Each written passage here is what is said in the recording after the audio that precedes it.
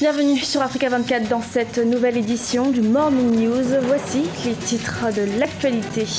Au Tchad, à l'approche de l'investiture du 5e mandat du président Idriss Déby Itno, une nouvelle coalition de l'opposition s'est mise en place. Au Cameroun, les journalistes ont enfin reçu leur carte de presse. Objectif du gouvernement, assainir le milieu journalistique. Et puis, la diaspora contribue énormément à l'économie du Togo. En 2015, plus de 200 milliards de francs CFA ont été recensés selon l'Institut international de gestion de conflits. Mais avant de développer ces titres à Sao Tomé et Principe, le second tour de la présidentielle est fixé au 7 août prochain. Le président sortant Manuel Pinto da Costa affrontera donc le candidat Ernesto Carvalho, dont la victoire a été annulée dès le premier tour.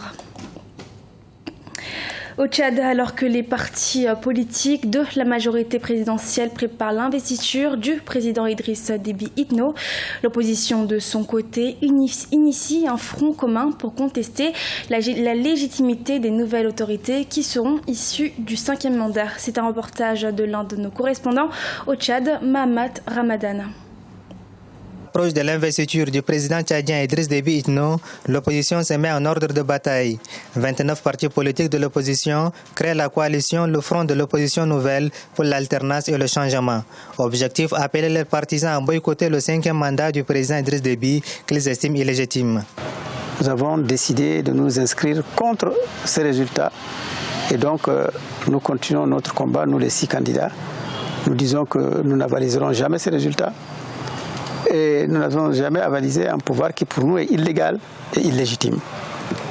Et c'est dans cette perspective de lutte qui peut être de longue haleine que nous avons pensé qu'il fallait que nos alliés à l'élection présidentielle se joignent à nous pour former un front commun, déterminé à se battre contre Idriss Déby jusqu'à ce qu'ils reconnaissent qu'il a commis une forfaiture. Cette coalition réunit les soutiens des 6 candidats de l'opposition qui contestent la réélection en avril dernier du président Idriss Déby Itno avec 62% des voix.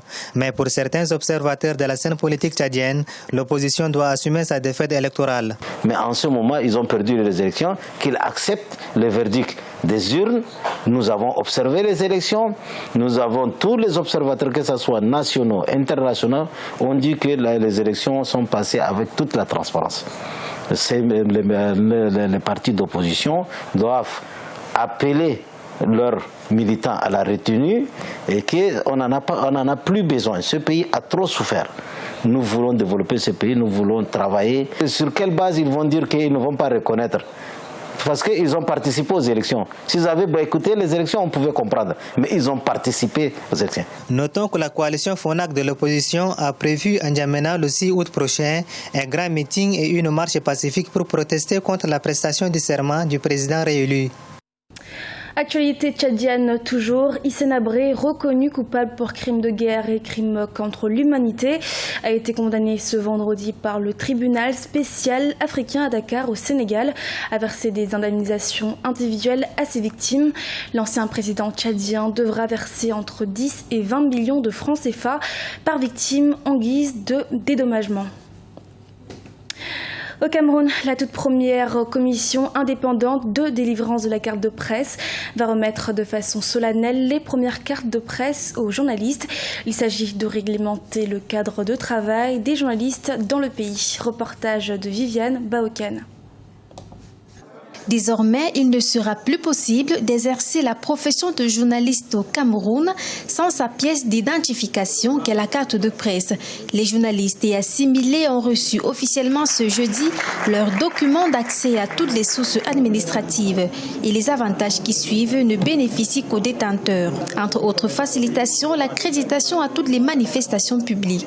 Selon la commission de délivrance de la carte de presse, les contrevenants verront l'exercice de leurs fonctions entravées sur le territoire camerounais. Vous pouvez être certain que la coercition est immédiate parce que vous ne pourrez pas exercer votre métier si vous n'êtes détenteur de l'élément d'identification. Si vous venez rencontrer M. Séverin Tchouke pour l'interviewer ou pour vérifier une information, il sera en droit de vous demander votre carte de presse. puisqu'il aura connaissance du spécimen de cette carte, il sera fondé de ne pas vous recevoir si vous n'en êtes pas détenteur. À partir de là, vous ne pourrez plus exercer. Les professionnels bénéficiaires ne manquent pas d'exprimer leur satisfaction. Malgré l'ensemble de mots qui minent la profession au Cameroun, les journalistes voient en cette carte de presse un début de solution. Il faut dire qu'aucun métier ne peut continuer de fonctionner sans qu'on sache qui le fait en réalité. Et au Cameroun en particulier, nous sommes arrivés à un niveau où tout le monde pouvait se passer pour être journaliste. Et les vrais journalistes, lorsqu'ils arrivaient, n'avaient plus de place. Désormais, pour travailler, pour parler en tant que journaliste, il faudra montrer patte blanche. Donc je pense que ce n'est pas la solution miracle, c'est un début de solution.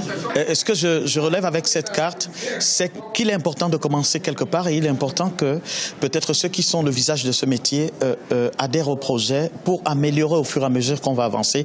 Il y a beaucoup de choses à améliorer, mais personnellement, moi je suis content qu'on ait commencé, qu'on ait décidé au moins de faire un acte, un pas qui permet d'identifier. Parce que le problème, c'est pas sur la qualité de qui sait faire quoi mieux que qui.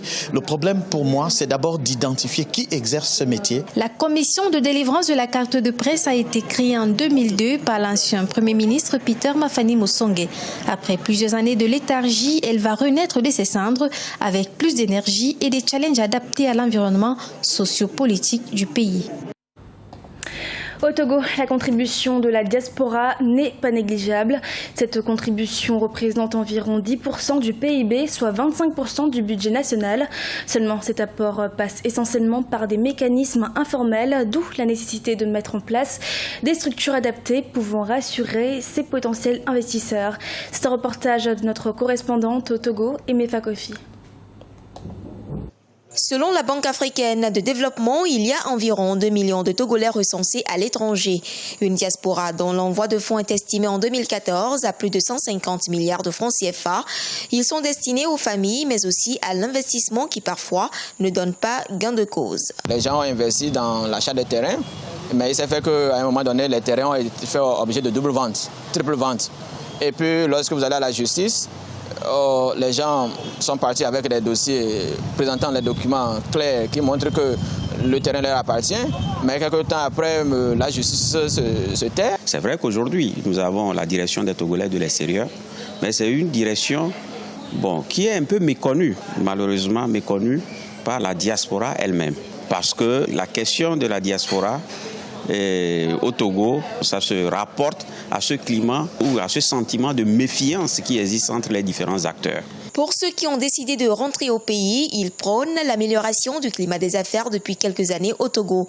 C'est le leitmotiv de l'association Retour au Bercail qui encourage l'investissement de cette diaspora togolaise au pays. Depuis un certain moment, je suis revenu au Togo. J'ai investi un peu dans les affaires et de temps en temps, j'y retourne. C'est-à-dire pour quand même essayer de sensibiliser nos gens pour qu'ils viennent investir au Togo, dans leur pays d'origine, parce qu'il y a plus d'opportunités maintenant. Aujourd'hui, des cadres institutionnels ont été mis en place par le gouvernement togolais pour encourager sa diaspora à investir au pays. On peut citer le code d'investissement, la charte des PME-PMI ou encore le statut de la zone franche. Mais l'État doit faire mieux, estiment certains observateurs. Il faut changer de paradigme. Il faut voir comment, au-delà des familles, cet apport de la diaspora peut être utile au moteur économique de manière structurelle. Et ça demande la mise en œuvre d'une série de conditions. Les conditions pour rassurer la diaspora dans l'investissement privé au Togo. Cela veut dire qu'il y a la nécessité d'une meilleure sécurisation du monde des affaires, aussi une incitation fiscale pour que la diaspora puisse avoir de réelles possibilités pour investir. Selon l'Institut international de gestion de conflits, les chiffres de 2015 révèlent que la diaspora togolaise a contribué à plus de 200 milliards de francs CFA à l'économie du pays, ce qui représente environ 25% du budget national. Avant de refermer cette édition, la Fédération nigériane de football annonce la future nomination d'un nouveau conseiller technique pour l'équipe nationale de football, les Super Eagles. Cette décision intervient après l'expiration du délai de 7 jours donné par le comité exécutif.